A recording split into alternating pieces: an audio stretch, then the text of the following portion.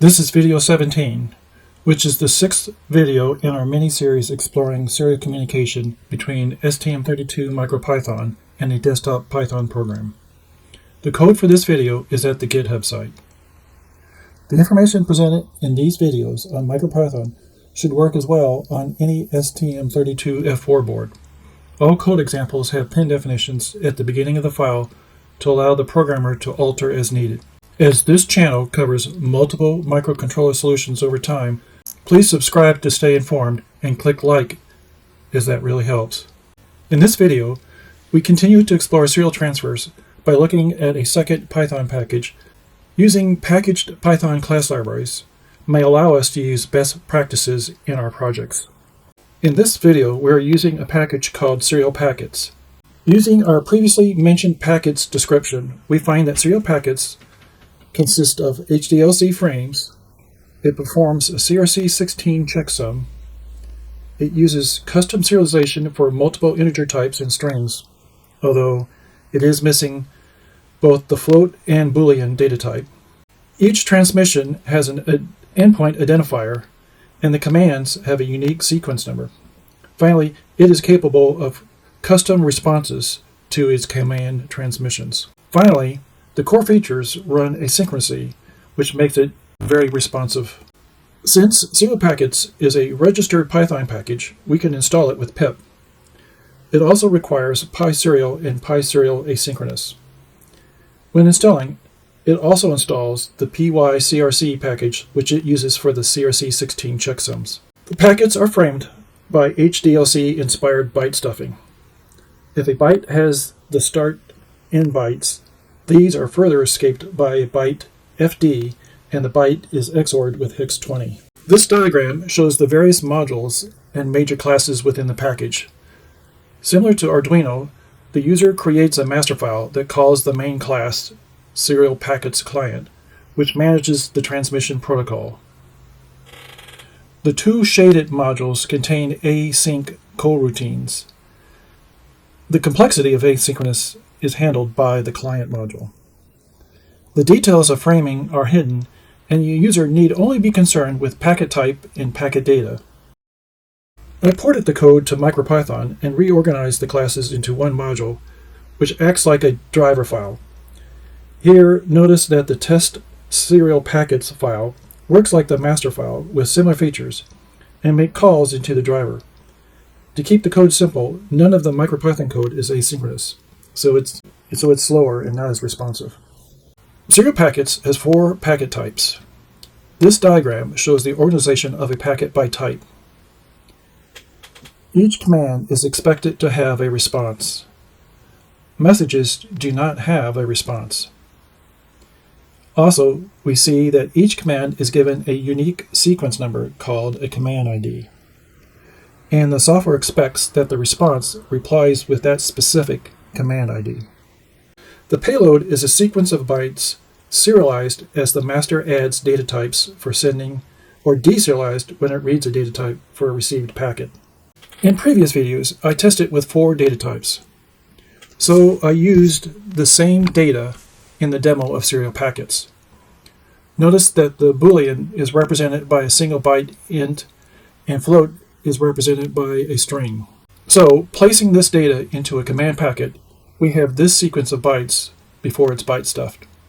Note that serial packets serializes the data using big endian. Okay, we're going to begin the demonstration. We have our master.py code opened in Visual Studio Code, and we're positioned in the desktop directory about to run the command. We have the code deployed to the microcontroller. We have the serial packets driver installed on the STM32, and we're about to run the test_serial packets program in Thony. So we've started the program in Thony. Also, we made sure that the Bluetooth UART module is plugged into Thony and is able to transmit. Next, we come back to Visual Studio Code and we enter in the command python master.py and then -- port equals, and then the communications port on your Windows computer that you're using to connect to the microcontroller. In my case, it's COM port 5. I'll hit return, and when I do, the program prints out a prompt of the commands that we can do, as well as it's now indicated through its events that we're connected to COM port 5. In other words, we're connected to the microcontroller. So we can enter in commands now. If we enter in C, we'll send a command packet to the STM32. So let's do that. All right, you can see that we're using the test data, and we formulated the command. We've sent it to the microcontroller, and the microcontroller has already responded with ACT. Let's look at Thony. So here on Thony, the microcontroller received endpoint 11. Command will want the command ID, which is the sequence number, which is generated internally within the serial package program on the desktop. And here's our payload. In this case, we're sending to the STM32. I modified it slightly, but you'll see we're using the test data to go from STM32 back to the desktop. So here you see 17. You see the true Boolean represented by the integer 1. You'll see the floating point number is a string 2.414, and finally you see the hello string. And this took 10 milliseconds, which is pretty fast, for it to receive this command and send back a response. All right, let's try the message feature from the master.py. So we'll press the M on the keyboard. So it sent the message, and let's go over to the STM32 and look and see what we got. All right, it received a message at endpoint 11, and the message is welcome 11. All right, very good. Now, let's see if we can send data from the STM32 back to the desktop. So I've configured the program on the STM32 to use buttons. So if we press the first button, it's going to send a command. And you see it's sent the command to the desktop, and the desktop, which is endpoint 2, received the 15. The true value is 1, the 1.414, and the string hello. All right, very good. Let's send the message. That's the second button. So it built the message and sent it, and now we've seen that we received the message welcome 02 on the desktop. All right. Let's stop the program on the STM32, and we'll quit the program on the desktop, and let's look at the code.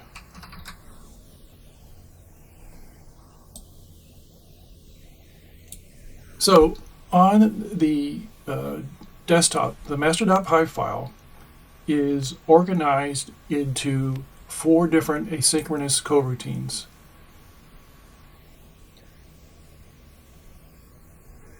So the first is the command asynchronous callback. Then we have the message asynchronous callback. Then we have the event callback. And finally we have the asynchronous main. And in this asynchronous main is where the serial packets client resides. And it's where we've set up our keyboard key presses to run our commands. So pressing C is going to run the send command. All right, let's look and see how we've received data on the master.py file. So going back to the asynchronous command, you'll see that it's going to receive an endpoint and data as packet data. So basically it's receiving the payload. The first thing I do is I check to see that this is endpoint 2. Then I take the data packet that I received, and I use the packet data deserialization methods that we talked about earlier to parse out each of those objects. First, I try to get the object for the 15, then the object for the Boolean byte, and then this is the string for the floating point value, and this is the hello message. And finally, I check to see that I've received all the bytes. So if we look at it, it's showing that I've received all the bytes because there's 0 left to read. Now, because this is a command, we need to send back a response. And we do that by using packet data to build a response. So our response that we want to send back is the message hello. Sorry, the response that we want to send back is the message okay. So all we need to do is use the add bytes method within packet data, add it to the response, and then pass it right here back to the master.py program. Now this is going into the client, and the client handles the actual response back to the MCU, which is pretty nice.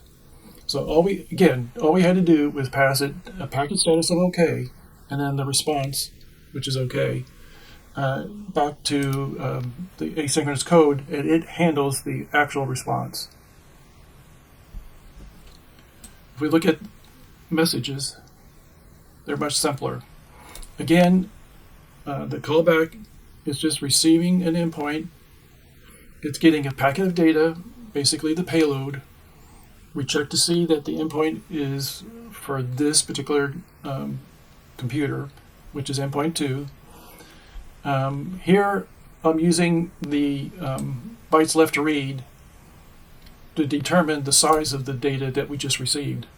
So in this case, it would be this data down here. So that's 2, 4, 6, 8, 10 bytes. And so it puts that into the message size, and then we use the packet data read bytes method to parse out that data from the packet and put it into a variable. And so here I'm just displaying it. So here you can see in the messages that I've displayed the endpoint 2, and I've displayed the message welcome 02. And of course, I double check that I've read all the bytes out of the data packet. In this case, I have. If everything is okay, we just exit. All right, how do we send data to the STM32? Well, that's done in the main. And in the main, it starts by creating the client, which is based on the serial packets client in the big driver file of the product. And the only arguments that it needs is the serial port that we're using, which is COM port 5, and the names of the callback routines. And then it handles everything for you. Okay, the next thing we do is we check to see if if master.py is connected to the STM32. If it is, we get, if it isn't, we sleep. If it is, we continue on. And here we do an asynchronous sleep while all this connection stuff is handled.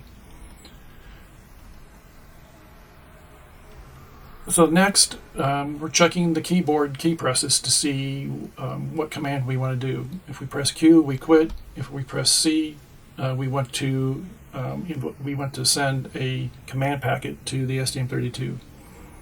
So here, we're building a packet data object using the packet data class library. And here you see that I pack in the integer, I pack in 1 for the true, I pack in 2.414 for the floating point, and I pack in the hello. Now that I have this data packet, I come down here to this line of code. And again, it's doing an asynchronous await. So all we need to do is pass it the endpoint, this packet of data, and a timeout. It will then asynchronously send that packet to the STM32, and it will await, hence the blocking and such. It will await a response from the STM32. When it gets the response, it places that into the response data. So let's go see what it did. Okay, when we pressed the command, that was its very first bit of information that we got on the STM32. And here is all that data that we just talked about. There's the endpoint, there's the integer 17, there's the 1, there's the 2.414, and there's the hello. And you can see it only took 10 milliseconds. So the asynchronous code of the desktop is much faster than just running it normally on the STM32. So it shows the benefit of asynchronous commands. All right, so what needs to happen next? Well, the STM32 is going to build a response back. So that's this command response packet. And you see buried in that is the string act, which is indeed what happens is it receives the, right here, it receives the byte array act as the response. And so all we do is print that out. All right, for the message, it's very similar. When we press M on the keyboard, we build, again, a packet data object. We pack it using the add bytes method with welcome 11. This is then sent to the STM32 using the send message command. Here, all we need to provide is the endpoint and that data packet, and in the master.py program, asynchronously sends it to the STM32. What did we get at the STM32? Well, we got this hello, this welcome 11 is what we received on the STM32. So you see, we received an endpoint 11, welcome 11, and it did that in 6 milliseconds, even faster than the command. And that's because it doesn't need to respond. Okay, so we've walked through all the code on the master.py. You'll see that it's very simple, and it has just those 4 asynchronous sections of code that handles all the commands. All right, let's take a look at the STM32. The STM32 is, when we ported it, we attempted to do it in a similar manner. So here we have our loop, and in our loop we've got 3 sections of code. We have a section of code that will receive the bytes. We have a section call, very similar to the callbacks, that handles the data packet once we've received all the bytes. And then we have a section of code for the buttons. So when we press a button, we want to send a message. So let's walk through each of these. So we'll walk through the UART any. Now, I purposely exposed the UART command on the STM32 because a lot of microcontrollers, this is the programmer wants to see the UART command, and I wanted to see it and know what it was doing. So I exposed that so that we see this process of receiving the bytes, whereas this is handled all by the serial packets code on the desktop. But once we've received all the bytes, it's going to set a flag inside the serial packets driver on the MicroPython system. So that flag is very similar to an event, and so when it gets set, we know that we have received a packet of data. Well, what kind of packet of data? So I have added a method called getPacketType that allows me to look at that data that we just received, okay, and figure out whether or not it's a response or a command. So we just received a command, so let's handle that. Let's look at that code first. So when we received the command, that's this information here. What is it? Well, it is a payload. So again, I have a variable for a payload, and I pass that to data. And then in the manner similar to how we did it on the desktop, we unpack that data using the same data packets methods as we did on the desktop. So here we've received the 17 right down here. Here we received the 1 byte value of 1 for the that represents our Boolean. And next we read 5 bytes to represent the floating point value in a string. And finally we read 5 bytes for the hello message. Now you may have noticed I glossed over this. This is that sequence data that's handled internally on the desktop, but I wanted to see it on the STM32. So as we mentioned earlier, the sequence data is unique to each command. So if I sent another command, this one is command 1. If I send another command, you'll see that its command ID is 2. If I send another command, its sequence is 3, and so forth. So I wanted to see the actual sequence number because we're responding, we must respond to that specific command sequence ID. All right, so here on the STM32, I don't have asynchronous code, so I have to build a response right here in this processing section. So again, I've set up methods in the STM32's driver, the serial package driver, for building responses and commands. So here I pass it that command ID that we just talked about. Next I pass it a packet status of OK, very similar to the desktop, and then I pass it the payload of ACT. And that is what is received here on the desktop. There's that ACT. And then this buffer that I just built is then written out using the UART write command. All right, that is the STM32 receiving command. When it receives a message, which is what it did next, we just scroll down a little bit further here, and the next packet type that we're checking is to see if we received a message.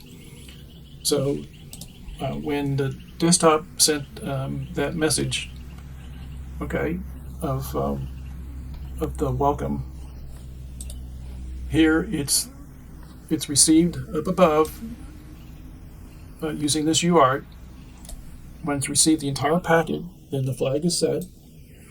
It's now got the data, and it says, oh, this is a message, so I need to come down to this part of the code.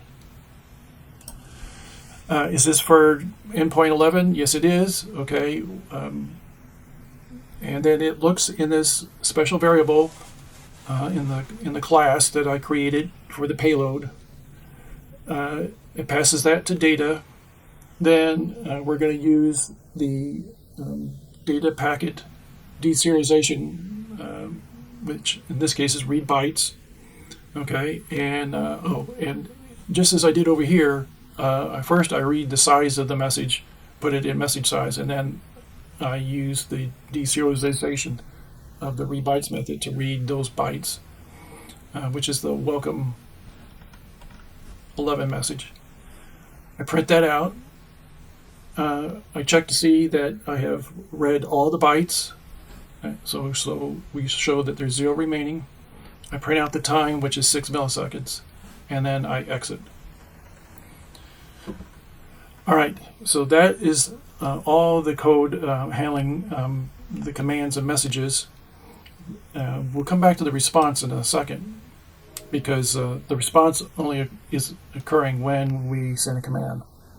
So what's the first thing I did? Well, I pressed a button on the STM32, and one button is set up for command, another set up for a message.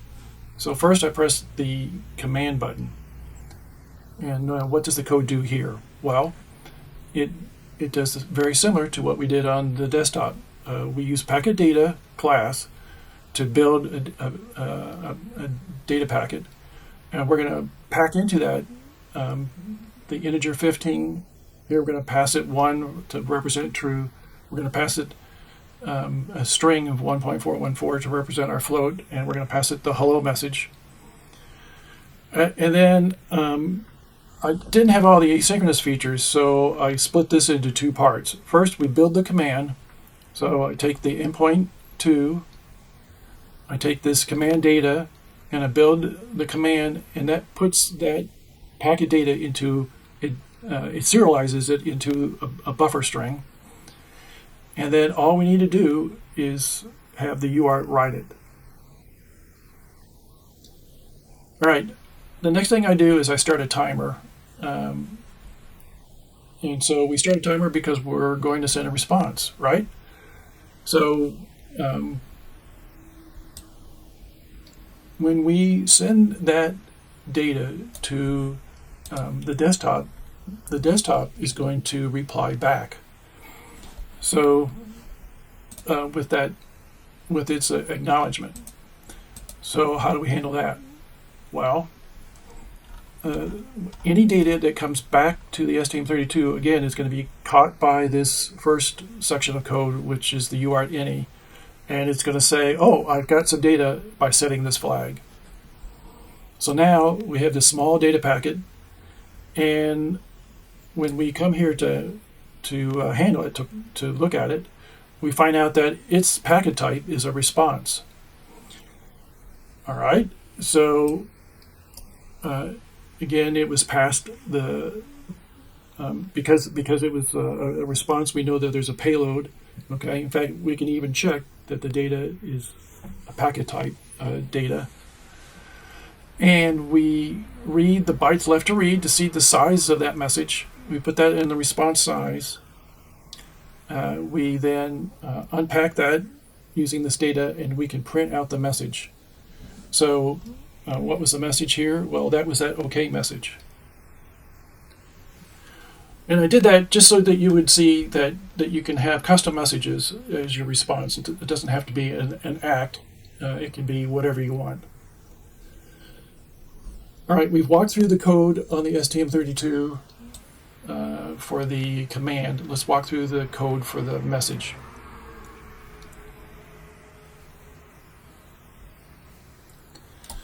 Okay, the second button is used to send a message. Again, it's going to